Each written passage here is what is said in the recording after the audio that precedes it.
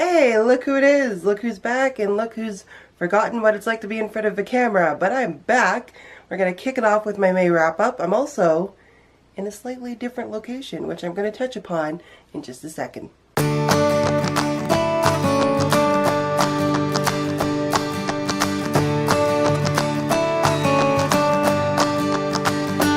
Hey everybody, welcome back to another video. It's been an age.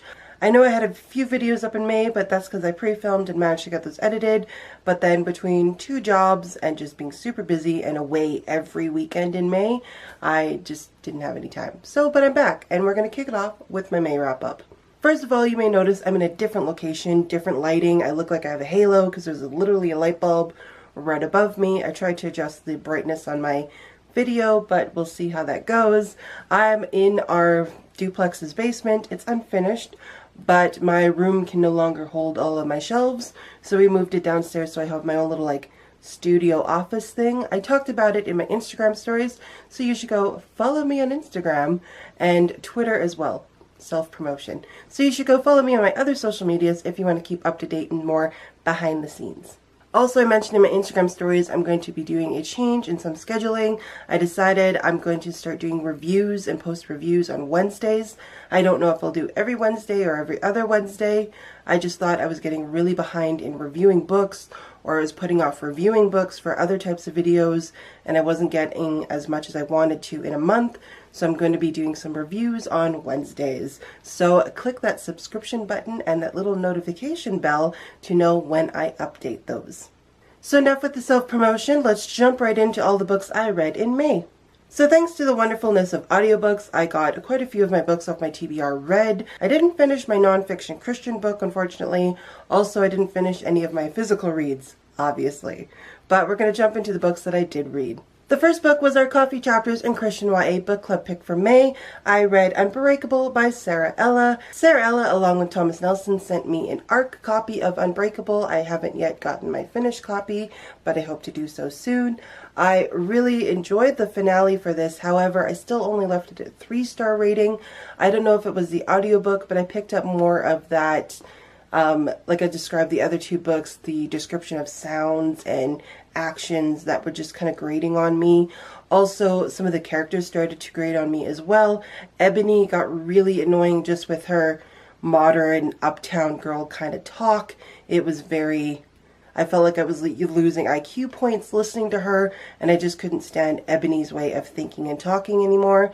Even though I did enjoy her character development, it just started to grate on me otherwise. Few other things I thought, there's just so much going on in this book. There was time travel, there was a change of villains and development of a different villain, and a change of storyline and direction completely that just got kind of bogged down. There was so much going on in this book that I just left it at a 3-star rating because it didn't wow me, but it was a really enjoyable conclusion to the story and to Eliana's story.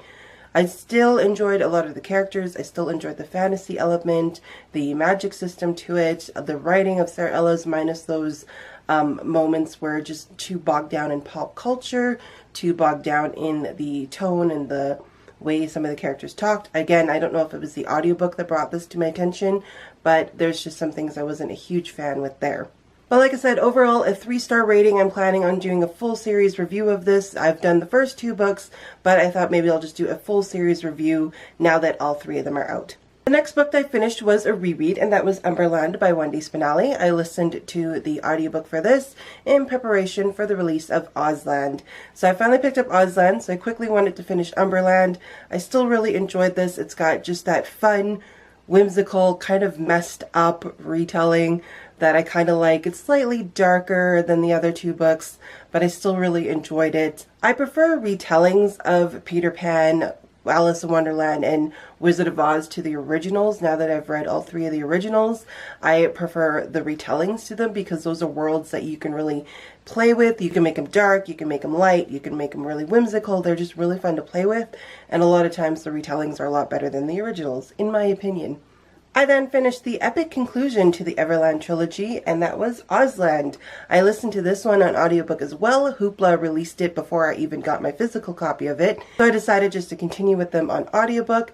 I really enjoyed this conclusion. This one might be my favorite. For the conclusion, I gave it a 5-star rating. Like I said, I really enjoy these twisted, darker retellings of the originals more than I enjoy the originals.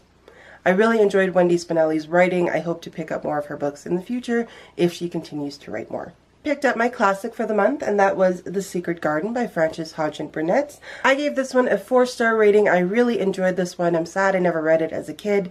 I grew up with the movie though, and I do like how the movie adaptation and the book were relatively close to each other. I didn't like though in the movie that they made Mrs. Medlock kind of mean, although I loved her portrayal by Maggie Smith. I just didn't like that they made her a mean character when she's actually a very nice, jolly character almost in the book. But I suppose they had to have some sort of antagonist for the movie, but it did work for the movie. I'm just sad that they had to take a really delightful character and make her somewhat nasty. But in the end, she still does become that delightful character who's just trying to do her best in the care of a sick child.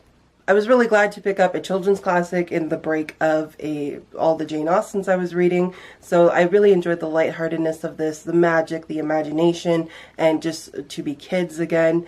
I really enjoyed this book. So like I said, I gave it a 4-star rating.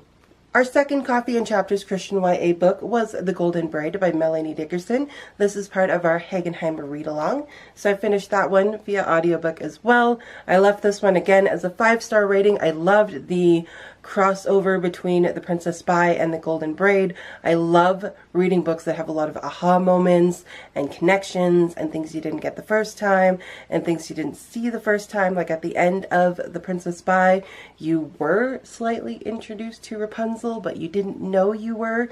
And that's what I really like when you read The Golden Braid. You see where you saw her in the first book. So I really enjoy this part of Melanie's series, and I'm excited that we're going to be reading The Silent Songbird next.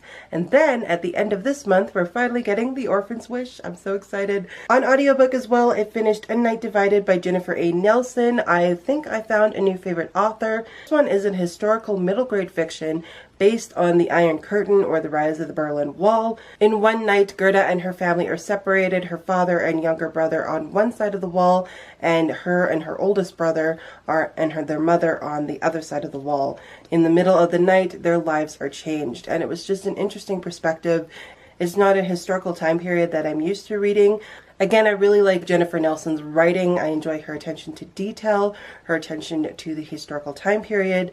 I really enjoyed the characters. A lot of people complained about her older brother, but I think writing him very accurately for a teenager at that time and writing Gerda for a middle grade age child at the time as well. So I didn't find their characters too annoying, or at least her older brother's, the way some of the reviews had painted him to be.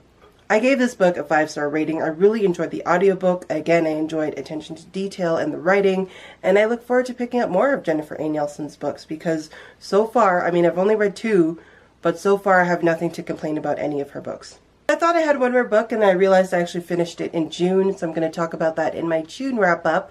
But those are all the books I read in the month of May.